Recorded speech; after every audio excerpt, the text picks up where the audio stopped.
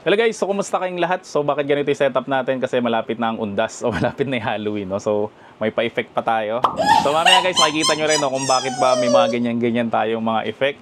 Kasi guys, ang iba-vlog natin ngayon is syempre pagkakakitaan natin ngayong undas. So nung nakaraang taon, ang vinlog natin is about dun sa may sticker na glow in the dark. Then 2 years ago, ang vinlog naman natin is yung mga personalized na candle, no? Yung kandila sila, tapos nandoon yung picture ng mga yumao nating mga kamag-anak. So ngayon ang i-vlog natin guys is trending na trending to, yung Sintra board na lapida. So marami nang gumagawa nito, alam ko. Pero actually guys, na matagal na namin tong ginagawa. Kaso hindi naman kamukha ng mga ginagawa ngayon. Yung lapida kasi guys, ang usual yung ginagamit dyan is yung parang stainless. Kapag ka dinidikit mo sa mga columbari o yung sa mga cremation, di ba, meron nakadikit doon. So stainless, nangyari noon, sobrang tagal na ginagawa yung pinagawa namin noon. Kaya ang ginawa namin noon, kami na lang yung gumawa ng sarili naming lapida. So ang ginamit namin yun guys is Sintra board lang. So dito guys sa vlog na to, na ituturo ko sa inyo mula sa layout at syempre sa tamang sukat, kung paano ba guys ginagawa yung Sintra board na lapida.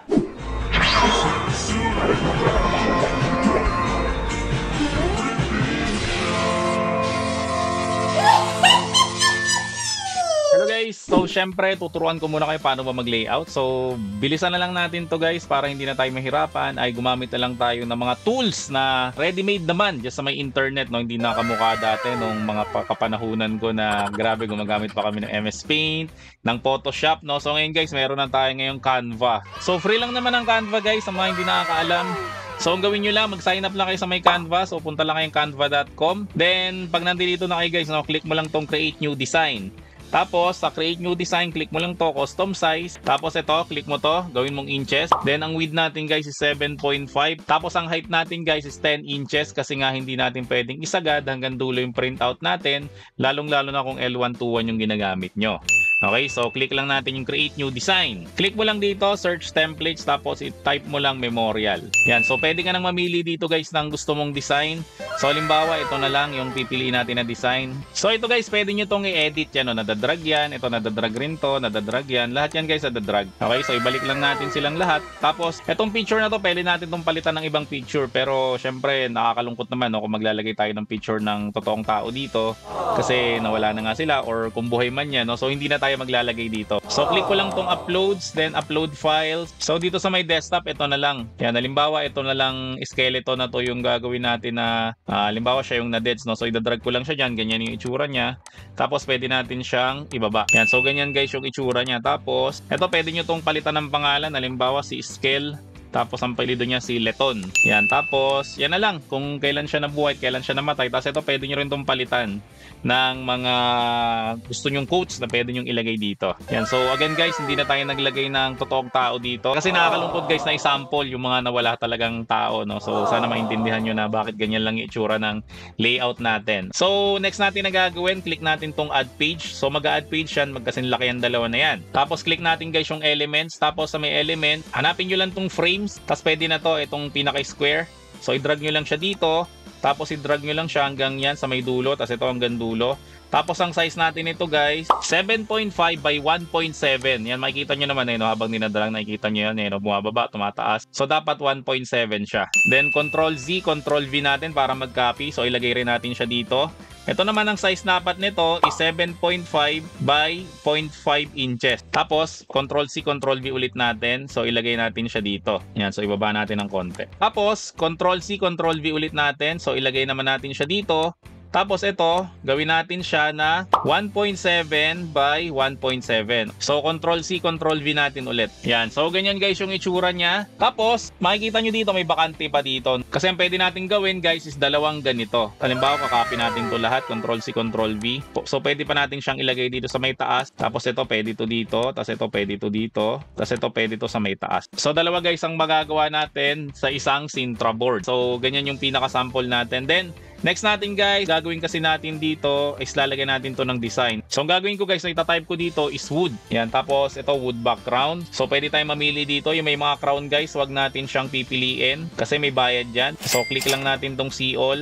Tapos piliin natin guys yung walang bayad. So example, ito parang maganda to eh. Hindi siya dark, hindi rin siya masyadong light. So gawin natin guys, idadrag natin siya dito. Yan, idrag natin siya guys sa lahat. So ganyan guys yung magiging itsura niya. Yan, so okay na to guys. Okay na yung ating layout. So pwede na natin siyang isave. So click lang natin tong share, then click natin tong download, tapos download lang natin siya. So kapag na-download na natin siya guys, no, right click lang natin, then extract all. Tapos yan, extract nyo na lang dyan. So ito na guys yung na-extract natin. So ito yung una, ito yung pangalawang page. Tapos ang susunod natin na gagawin guys, mag-open tayo ng MS Word. Tapos click mo lang tong layout. Then yung size guys, gawin mong A4. Tapos click natin guys yung insert, then pictures na lang, then this device. Then hanapin lang natin yung ating na-download. So ito siya. So highlight natin yung dalawa, then click natin tong insert. Ang gawin natin dito guys, para saktong-sakto to, right click natin siya. Wrap text, then in front of text. Tapos gawin natin dito yung kaninang ginawa natin na height is 10, tapos yung kanyang width is 7.5. So pag ginawa natin yun guys, pwede na natin siyang iurong-urong kung saan natin gusto ipwesto. Problema, ito namang nasa likod. So ang gawin natin guys, right click natin to, wrap text natin, in front of text rin natin. Tapos ganoon rin gawin natin, double click, then gawin natin is 10 inches, tapos ito ay 7.5 na automatic na yan. So pwede rin natin siyang i-drag-drag na ganyan. So gawin natin ngayon guys, na double click mo lang dito sa empty space, tapos enter mo lang para magkameron ng page 2. So ilipat natin siya dito, tapos ito ilipat natin siya dito. So ito na guys yung nagawa natin, so ready to print na to. So gawin natin, click natin tong file, then click natin tong print, select mo lang yung printer mo, printer property. So gawin natin premium glossy, tapos high natin, then okay, tapos i-print na natin siya. So sa mga nagtatanong guys, no, kung ano bang klaseng printer ang ginagamit ko sa pag-print ng mga sticker dito sa The Printing Shop, ang ginagamit ko guys ay itong Epson na L121 printer, tapos meron siyang pigment ink. Kaya guys, pigment ink ang ginagamit natin kasi ito guys yung ink na hindi siya kumukupas. Hindi kamukha guys nung original na ink na nasa loob ng box ng Epson, kumukupas yun. So nakakaya naman guys sa mga customer, no, na nag-offer ka ng printing, tapos ilang linggo lang or ilang buwan lang yung lumipas, kumupas na yung print mo. So kung saan nakakabili ito guys, no, hanapin mo lang kami sa FB, The Printing Shop, at sabihin mo lang guys na bibili ka ng printer with pigment ink. So guys, ito na yung na-print natin. Ito yung una, syempre ito yung pangalawa. So magagamit natin dito is isa't kalahati lang, no? Kasi yung kalahati nito pwede pa natin gamitin sa isa pang ganito. So ngayon gagawin natin, ilalaminate natin siya ng phototop para mas gumanda siya at mas tumibay. So sa mga hindi ulit nakakalam paano mag-laminate ng phototop, so gawin nyo, isuksok lang siya ng konti ng ganyan sa may laminator, tapos i-run nyo lang siya para ipitin lang siya. Yan, so hanggang hindi na siya nabubunot. Tapos balatan nyo lang siya guys. Yan, tapos ilagay nyo lang siya sa dulo. Then suksok na natin to. Yan, then i-run na natin siya ng tuluyan. So habang inintay natin guys matapos itong nilalaminate natin, no, so pakita ko sa inyo guys yung iba't ibang itsura ng mga phototop. So ito guys, example, ito yung phototop na glossy. So glossy siya, so pinaka-generic. Pangalawa guys sa phototop natin ay itong matte. So matte, ibig sabihin guys, no, wala siyang kintab. Pangatlo guys, itong glitter. Kung makikita nyo guys, no, meron siyang mga kumikinang-kinang. Tapos pangapat guys, itong broken glass. Ito yung favorite ko. Yan, makikita nyo guys, no, para siyang merong bubog sa loob. Tapos sumunod guys, itong 3D. So kapag ito guys yung ginamit mo, no, magkakameron ng 3D depth yung mga gawa nyo. Tapos sumunod guys, itong rainbow. So yan, makikita nyo, para siyang may holographic na rainbow sa may loob. Tapos next guys, itong leather.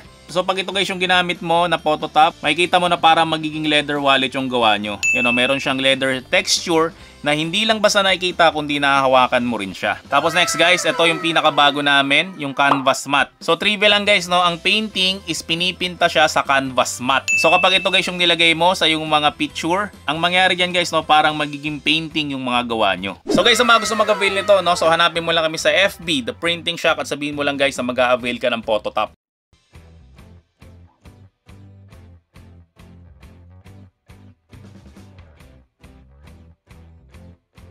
So ito na guys yung na-laminate natin. Ang ginamit natin na phototop dito is yung glossy. So ang ginaganda kasi guys, again, pag may phototop, nagiging scratch proof na siya. Siyempre, nagiging waterproof at alcohol proof na siya.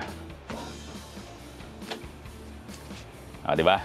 So ngayon guys, ang next na kailangan natin, syempre gagamit tayo ng Sintra board, pero this time ang gagamitin natin is black na Sintra board. Yan, para maiba naman, no, kasi laging puti yung ginagamit namin.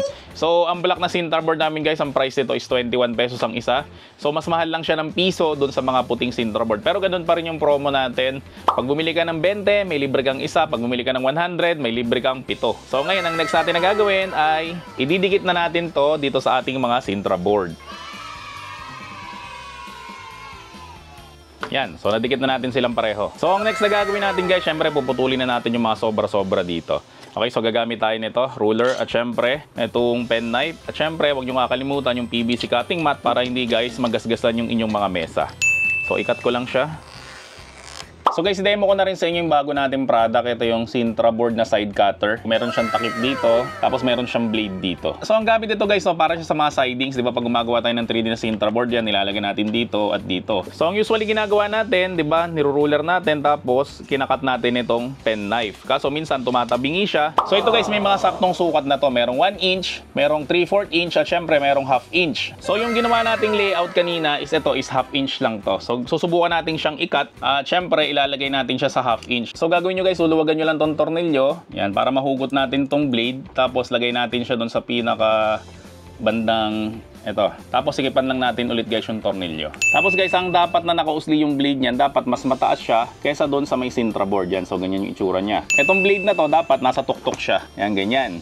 Tapos itong hamba, dapat nasa labas siya. So gawin natin guys, no, subukan natin i-cut to kung saktong-sakto to sa half inch. So dito meron siyang lalagyan ng daliri. At magpo-produce kami nito guys, no, para sa kananete at syempre para sa kaliwete. Kasi yung kaliwete may hirapan dito.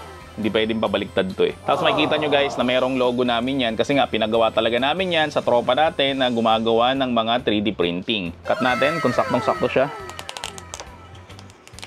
Yan. So ito guys yung half inch. Diba? So hindi na siya mahirap mag-cut. Hindi ka mukha guys kung gumagamit ka ng pen knife at syempre nito na medyo mahirap siyang i-cut. So gawin natin, i-cut pa natin yung isa pa. Syempre hindi to sukat guys dito, kaya alisin lang natin yung sobra muna. Cut ulit natin ito guys, itong half inch na to sa pamagitan nitong ating side cutter. So tingnan nyo guys, saktong-sakto siya sa half inch. Walang ka-effort na kinat to. Yan, so sa mga gusto mag-avail nito guys, so limited stocks lang kami nito, no? Kasi nasa test market pa lang kami kung may bibili ba nito o wala. So mas maganda guys, no, i-PM nyo kami direkta sa aming page, The Printing Shock, or sabihin mo lang guys na mag-a-avail ka nitong Sintra board side cutter.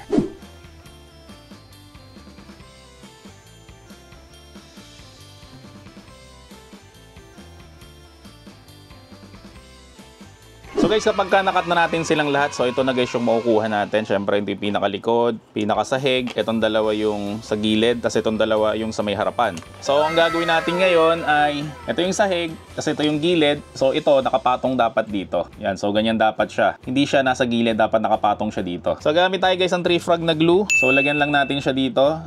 So ingatan nyo lang to kasi masyado talaga tong madikit. So nadikit na natin yung isa. So idikit pa natin guys yung sa may kabila niya naman. So ganoon rin siya guys. So lagyan rin natin to ng 3 frag na glue. Tapos dikit naman natin siya dito. Yan, so ganito na guys yung itsura niya. So next natin na gagawin guys, so ikakabit na natin to. So depende sa inyo kung saan nyo gustong ilagay. Yan, so ako guys, ganyan ko nilagay siya. Yan, hindi ko siya sinagad sa taas. Medyo bandang baba siya ng konti sa may taas. Tapos syempre, ito rin, ilalagay rin natin to. Yan, so idikit natin to sa pinakailalim naman to. Yan, so ganito guys yung itsura niya. Tapos, ang next natin na gagawin, syempre, ikakabit na natin siya dito. Okay, so yung bandang likod niya, lagyan natin ng glue. Yan, tapos, pwede na natin siyang idikit dito. So pag nadikit na natin siya guys, so, hintayin nyo lang ng mga isang minuto para dumikit talaga yung glue. So ito na guys yung nagawa natin. So siguro guys yung iba magtataka kung bakit yung sahig niya ang sukat is 1.75 inches. Kasi guys meron tayong biniling ganito. Itong kandila na de baterya. Yan, so i-on lang natin siya. Tapos sukat na sukat dito yun eh. Kasi ito rin. So pag pinatay natin yung ilaw guys, ganito yung itsura niya. So guys, kung malaki-laki yung budget ng magiging customer nyo, no, so pwede nyo siyang lagyan ng ganito. Yan, idikit nyo lang to, tapos lagyan nyo siya ng artificial flowers para ganito guys yung maging itsura niya. So kung nabitin pa kayo guys sa dalawang kandila, pwede nyo pandagdagan yan. Yan, so ganyan yung itsura niya guys. So explanation again guys, no, kung bakit parang bakod yung ginawa natin para kitang-kita yung kandila sa loob. Kasi yung ibang gumagawa nito guys, no, sarado dito, so hindi masyadong pansinin yung kandila. So guys, ito na yung natapos na natin na Sintra board na lapida, no. Actually, nagdadalawang isip talaga kung ituturo ko to o hindi. Kasi medyo malungkot talaga to. Kaya nga hindi tayo naglagay ng picture dito kasi pangit naman, no. Pero kailangan kasi natin gawin yan guys, no, yung mga picture. Kailangan natin guys ikwento yung mga mahal natin sa buhay na nawala na doon sa mga future generation. Kamukha ko, no, yung lolo ng tatay ko, hindi ko nakilala. So, hindi ko na siya dinadalaw at hindi ko alam kung saan siya nakalibing. So, medyo nakakalungkot, no? Kasi parang kapag nawala na yung mga dumadalaw sa kanila, so wala nang dadalaw sa kanila. Kasi nga ako guys, hindi ko alam kung saan siya dadalawin. So, mangyari dyan guys, no, magiging forgotten grave sila na tinatawag ko, yung namatay na hindi na sila naaalala. So mas maganda guys, no, ikwento natin sa mga future generation katulad ng anak o mga magiging apo natin yung mga mahal natin sa buhay para hindi sila makalimutan, at syempre kung saan sila nakalibing, para guys kung sakaling wala na tayo, no, may mga dadalaw pa rin doon sa mga mahal natin sa buhay. Kasi ayaw rin naman natin ng ganun guys, no, kasi lahat naman tayo mawawala. At syempre ayaw natin na makalimutan tayo ng mga mahal natin sa buhay na nabubuhay pa. So about sa may pricing naman guys, ang presyohan nito kasama na yung kandila, siguro mga 60 pesos. Itong kandila na to guys, wala kaming binibenta nito. So sa mga gusto mag-avail nito, na maglalagay lang ng Shopee link dyan sa may description section ng video na to. At make sure lang guys na i-click nyo, no, parang ganitong sukat talaga yung mabibili nyo. Kasi guys, baka mas malaki yung mabili nyo, hindi susukat dito yon. So pwede natin to guys ibenta ng up to 200 pesos. Again guys, sa may printing, hindi tayo parang tindahan na kapag may bumili ng kandila na ganito, nabili natin ng 5 piso, ibebenta natin ng 6. So piso lang yung tubo natin. Sa printing business guys, hindi ganon. Sa printing business dapat times 3, times 4 yung income natin sa bawat ginagawa natin, kasi hindi lang guys yung product dito yung pinaka-product natin. Kasama tayo guys doon sa binabayaran, no? Kasi yung skill, syempre yung talent at yung oras na ilalaan natin dito, kasama dapat yan guys sa may costing natin. So guys, sa mga gustong gumawa nito, no, meron kaming package na ino-offer dyan. So kung meron ka ng printer at syempre meron ka ng laminator, pwede mo rin lang guys i-avail yung aming Sintra board na business package para makagawa ka nito. So sa mga interesado doon guys, no, pwede nyo kami i-PM sa aming FB page, the printing shop. At sabihin mo lang guys na napanood mo tong video na to, no, para bigyan ka ng discount. So maraming salamat sa inyong lahat. See you in my next video at bye-bye! Printing shop, ayos na sulit pa.